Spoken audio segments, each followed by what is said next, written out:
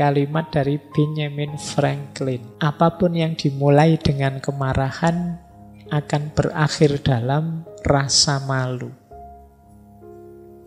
Jadi orang marah pikirannya tidak jernih. Maka tadi ya, kecerdasan emosi itu mix antara emosi dengan pikiran, dengan akal yang jalan.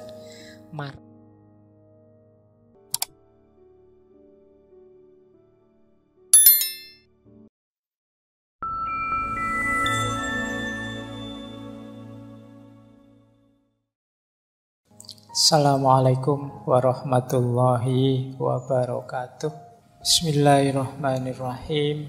Nah, ini yang keempat. Skill dari kecerdasan emosional yaitu relationship management. Jadi mampu mengatur, memanage hubungan dengan siapa saja. Tidak hanya harus dengan istri atau dengan anak atau dengan pacar, dengan siapa saja. Cirinya 4. Yang pertama, mampu menjalin hubungan.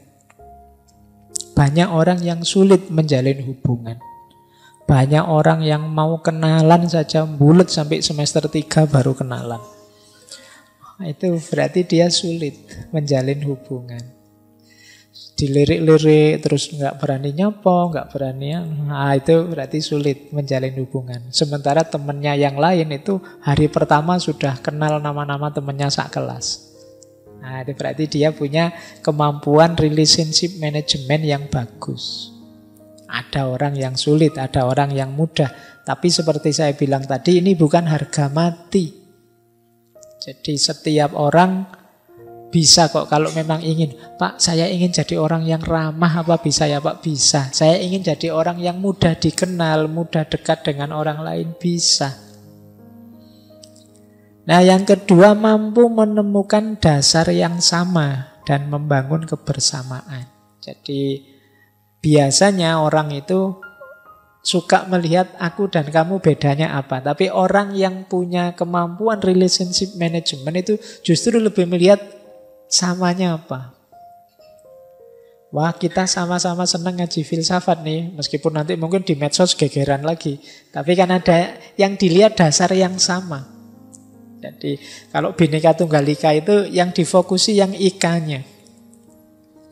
Jadi wah, sama-sama orang Jogja. Meleset orang Jogjanya ya kita sama-sama Muslim. Meleset Muslimnya kita sama-sama Indonesia kok. Meleset Indonesianya kita sama-sama warga dunia.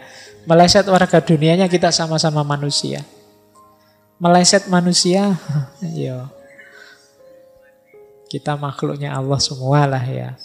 Jadi ini namanya kesadaran membangun kebersamaan. Jadi selalu ada alasan untuk kita hidup bersama, saling rukun. Cuma memang orang itu biasanya lebih suka mencari basis yang berbeda. Wah, kamu pro kubu sana ya? Berarti musuhku ini. Nah, terus begitu. Hari ini kan logika kita selalu begitu. Tidak, wah kamu pro kubu sana ya, enggak apa-apalah. Yang penting kan kita masih sama-sama Indonesia. Kubu sana juga Indonesia. Nah, ini namanya kemampuan menjalin hubungan dengan dasar yang sama. Lebih fokus melihat samanya. Wah kamu alirannya itu ya, enggak apa-apa. Sama-sama Muslim kok kita. Sama-sama Indonesianya kok kita. Nah, ini namanya kemampuan menemukan dasar yang sama. Kemudian persuasif. Jadi persuasif ini biasanya lawannya agresif. Agresif itu ingin menguasai, ingin mendominasi, ingin menang-menangan. Tapi kalau persuasif, ya saling mempengaruhi dalam kebaikan dengan cara yang baik. Kadang-kadang diartikan membujuk, merayu, itu kan persuasi. Jadi karakter orang yang bagus, manajemen hubungannya itu persuasif. Jadi mendorong orang, membangkitkan orang tanpa harus mendominasi, tanpa harus memaksa, tanpa harus menyerang. Kemudian komitmen, dedikasi, dan melayani. Jadi hidup bersama itu kan biasanya kan ada kesepakatan-kesepakatan bersama. Ada keinginan bersama, cita-cita bersama. Nah, orang yang canggih pengaturan emosinya itu mampu berkomitmen. Jadi, wah ini urusan bareng-bareng kita bersama. Tidak apa-apalah saya sedikit berkorban, yang penting keinginan kita bersama tercapai. Ini namanya komitmen. Kemudian dedikasi. Dedikasi itu yang mempersembahkan diri untuk demi kebersamaan, nyambung dengan melayani tadi. Nah, strateginya jujur, terbuka, memahami. Jadi kalau kita jujur itu enak. Orang tahu apa yang kita inginkan, apa yang kita sukai atau tidak kita sukai. Kemudian terbuka. Orang terbuka itu enak karena dia masih bisa diajak ngobrol, dia masih bisa diajak diskusi, dia masih bisa saling menasehati. Karena kalau orang sudah tertutup, mengklaim dirinya yang paling benar, paling tinggi, paling baik, paling bagus, dia tidak akan bisa saling dengan kita. Dia pasti inginnya dia lebih tinggi, kita di bawahnya. Kalau sudah seperti ini ya sulit untuk membangun hubungan yang baik. Makanya ada hadis yang menyatakan kita harus menolong saudara kita, baik yang zalim atau yang mazlum. Zalim ini ingin berposisi di atas, mazlum itu yang memposisikan dirinya di bawah. Dua-duanya harus kita tolong, karena relasi yang zalim dan mazlum ini relasi yang tidak sehat, bahkan relasi yang tabrakan dengan semangat tauhid. Jadi terbuka dan mau memahami, mau menerima kritik, mau ngaku, mau memperbaiki kalau salah. Itu kan enak. Kita punya teman dikritik tidak marah, kalau pas salah ya dia ngaku, begitu sadar salah dia siap memperbaiki. Kita lebih senang teman yang seperti ini daripada teman yang mungkin pinter tapi ingin menang terus, ingin unggul terus, tidak mau disalahkan. Maka kembangkanlah mental ini kalau ingin jadi pribadi yang menyenangkan, disukai. Jadi sadari bahwa kita itu ya banyak kelemahan. Terima kasih masih ada teman yang mengingatkan. Kemudian akui kalau kita memang salah dan siap memperbaiki. Nah, ini strategi kedua. Yang ketiga, mengakui yang dirasakan orang lain. Ini bagian dari empati tadi. Kalau ada teman curhat bilang saya sedih, oh iya, tidak apa-apa, yang sabar. Ya, ini namanya menerima dan mengakui yang dirasakan oleh orang lain. Kemudian hargai setiap momen kebersamaan. Jadi kan ada orang itu kalau pas bareng-bareng malah tidak saling peduli, saling cuek. Ya ini berarti kurang bagus relationship manajemennya. Lama tidak ketemu, begitu ketemu gimana kabarnya, baik, terus sudah. Yang satu pegang HP ngadep sana, satu pegang HP ngadep sana. Nah, berarti momen yang sebenarnya berharga tapi jadinya tidak dihargai. Wah, kok sudah waktunya kita berpisah ya, padahal baru saja ketemu. Sejak tadi sebenarnya wong yo tadi cuma ngelihat HP-nya terus. Jadi tidak menghargai kebersamaan. Kemudian tidak pelit. Oh, ya, teman kalau pelit itu sudah kiamat, itu sudah. Pelit apa saja. Ada teman pelit waktu misalnya, diajak apa saja enggak bisa. Yuk jalan-jalan yuk, wah enggak bisa nih aku ada acara ini. Yuk yuk enggak bisa saya ada tugas. Jadi pelit waktu, meluangkan waktu sebentar untuk kita saja enggak mau. Apalagi pelit uang. Pinjem dong sedikit. Oh susah nyarinya, kamu tinggal pinjem. Ya, jadi enggak enak ya kalau punya teman terlalu pelit. Atau pelit tenaga. Suruh bantu-bantu enggak mau. Urusan-urusanmu sendiri kok aku yang capek misalnya. Enggak. Kalau ingin jadi pribadi yang menarik, yang cerdas secara emosi, ya mari latihan untuk tidak pelit. Ini sebenarnya pelajaran dari kurban. Ini besok kan kita mau berkorban. dunia ini masih tetap tertib, aman, enak, nyaman karena banyak orang yang masih mau berkorban. Kalau semua orang egois, tidak mau berkorban, dunia ini mesti kiamat. Kalau orang tua egois, tidak mau kalah sama anaknya, dia ingin enak sendiri, anak urusan nanti, itu keteteran mesti dalam keluarga. Anak juga begitu, tidak peduli orang tua, mesti kacau. Harus ada yang punya jiwa, punya semangat berkorban. Dosen misalnya, ya mungkin mengorbankan waktu, mengorbankan tenaga, mengorbankan biaya untuk mahasiswanya, wajar. Kalau dosen, aku tidak mau capek-capek untuk kamu, atau nggak mau ya sulit punya mahasiswa yang berkualitas. Jadi di antara rahasia relationship management itu ya kesediaan untuk saling berkorban, tidak pelit. Baik. Nah, kalau ini tips umumnya.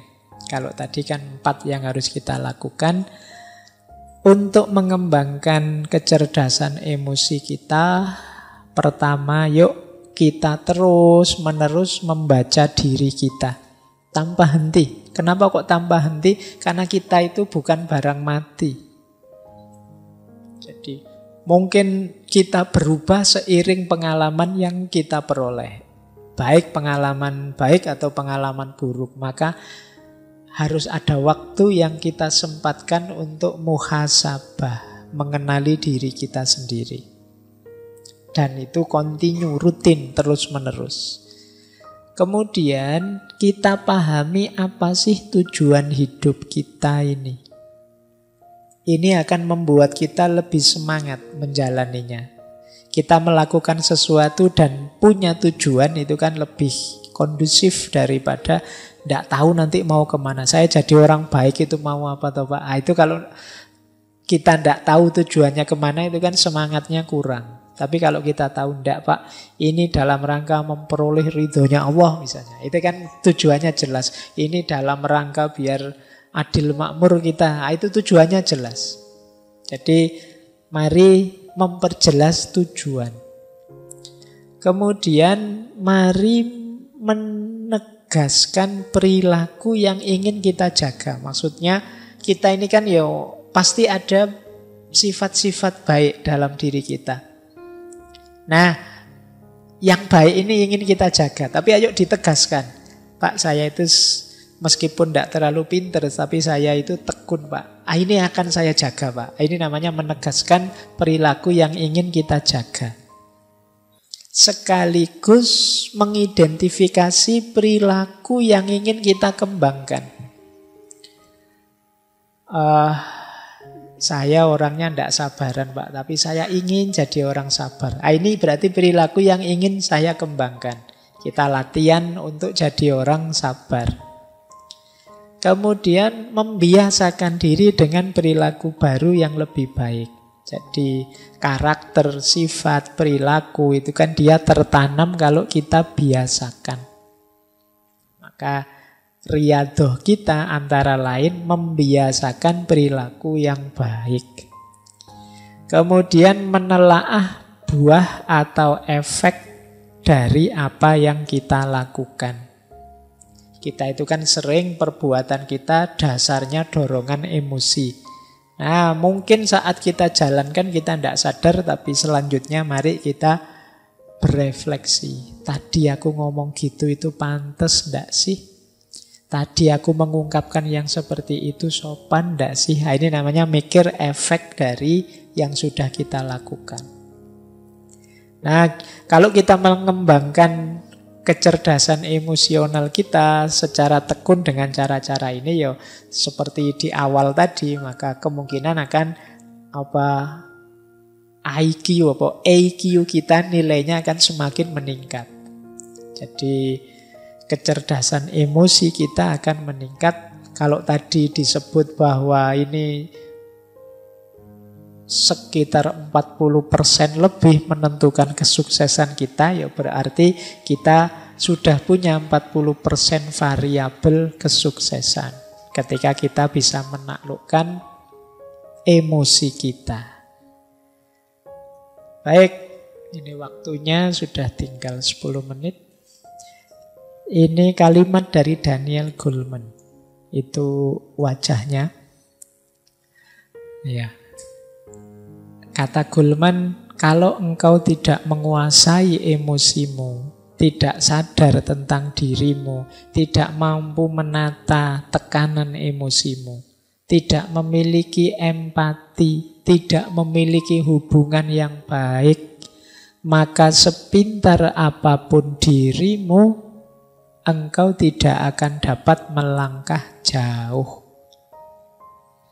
Jadi ya engkau akan jago kandang saja, hebat tapi untuk dirimu saja, pinter tapi untuk dirimu saja. Kamu tidak akan bisa sukses kemana-mana. Jadi engkau tidak akan tercapai cita-citamu, keinginanmu yang tinggi. Karena itu tadi, kamu tidak kenal dirimu. Apalagi yang berhubungan dengan orang lain. Nah, ini quotes dari Daniel Goleman. Kemudian ada dari Aristoteles. Kata Aristoteles, siapapun bisa marah. Mudah marah itu. Kalian kan tidak pernah kursus caranya marah yang baik, itu kan tidak ada. Otomatis orang itu bisa marah. Tapi kata Aristoteles, marah kepada orang yang tepat, dengan kadar yang tepat, di waktu yang tepat, untuk tujuan yang tepat, dengan cara yang tepat, tidak dimiliki semua orang. Karena itu tidak mudah. Atau jangan-jangan tidak ada. Sulit loh marah kepada orang yang tepat saja. Ini kita juga mungkin milih-milih. Kadang apa seharusnya kita marah. Kadang-kadang saatnya kita memaklumi kita marah. Saatnya kita menasehati kita marah. Saatnya kita nuntun kita marahi. Ada orang sesat dimarahi. Padahal kalau orang sesat itu kan ya dituntun biar benar, malah dimarahi. Itu kayak orang jalan-jalan, Pak, mau ke Jogja. Loh, sampean kok malah ke arah Jakarta, dasar kurang ngajar. Kan tidak begitu. Ya ditunjukkan arah yang benar kalau memang sesat. Nah, marah pada orang yang tepat. Apalagi dengan kadar yang tepat. Kadang-kadang kita kan sering over. Marah itu kan kadang salahnya kecil, marahnya besar. Kan sulit kan kita marah kecil. Saya pingin marah Pak, tapi kecil saja kan nggak bisa. Marah itu selalu heboh, mesti besar. Padahal salahnya kecil. Kemudian di waktu yang tepat. Ini juga perlu pembacaan detail. Untuk tujuan yang tepat. Biasanya kalau marah kan kita tidak mikir tujuan. Apa setelah marah terus urusan selesai? Apa setelah marah terus yang kacau jadi beres? Dan lain sebagainya. Maka pastikan kalau marah tujuannya tepat, caranya juga tepat. Karena ini memang sesuatu yang tidak mudah. Nah, pada akhirnya kita tutup dengan kalimat dari Benjamin Franklin. Apapun yang dimulai dengan kemarahan akan berakhir dalam rasa malu. Jadi orang marah pikirannya tidak jernih. Maka tadi ya kecerdasan emosi itu mix antara emosi dengan pikiran, dengan akal yang jalan. Marah itu menandakan emosinya tidak terkontrol. Biasanya malu. Kalau tidak percaya, kalau sedang marah, teman-teman kan sekarang sadar ponsel itu kan, kalau ada yang marah coba di video. Ya, terus ditonton. Jarang orang, wah cakep banget ya aku pas marah, kan jarang begitu mesti. Mesti nganggep pas marah mesti jelek. Kan banyak ya sekarang kamera-kamera candid itu pas orang lagi marah-marah, lagi nendang-nendang lagi itu. Itu kan kita nonton saja kan rasanya jelek. Jadi mesti pelakunya juga ketika nonton video itu mesti malu. Jadi kemarahan itu, segala yang dimulai dengan kemarahan akan berakhir dengan rasa malu. Kita marah sampai segitunya dengan teman kita, mungkin besok bisa rukun lagi. Tapi ketika mengenang kemarahan kita bersama teman kita tadi, biasanya kita malu. Iya ya, sekarang kita rukun, dulu saya sampai kayak gitu marahnya. Kamu sih misalnya. Tapi kan kita malu. Kita lepas kontrol sampai marah. Maka emotional quotient, kecerdasan emosi ini penting untuk kita hidup sukses, hidup nyaman. Bahkan ada yang bilang sampai 80%, ada yang nulis sampai 85%. Unsur kesuksesan kita terletak pada kecerdasan emosi ini. Kalau menggunakan bahasa agama, ya kecerdasan emosi ini mungkin berhubungan dengan muhasabah dan muraqabah. Muhasabah itu kemampuan kita menyadari diri, membaca diri, menata diri. Kalau muraqabah itu apapun yang kita lakukan, jangan lupa kita selalu diawasi oleh Allah. Jadi jangan sembarangan. Jadi laksanakan segalanya sesuai dosis dan porsinya. Karena Allah selalu melihat. Jangan sampai kita malu di hadapan Allah. Nah ini kesadaran muraqabah namanya. Jadi kalau kita ada di tataran muhasabah dan muraqabah ini, insya Allah kecerdasan emosi kita akan terjamin. Perilaku kita lahir dan batin lebih tertata.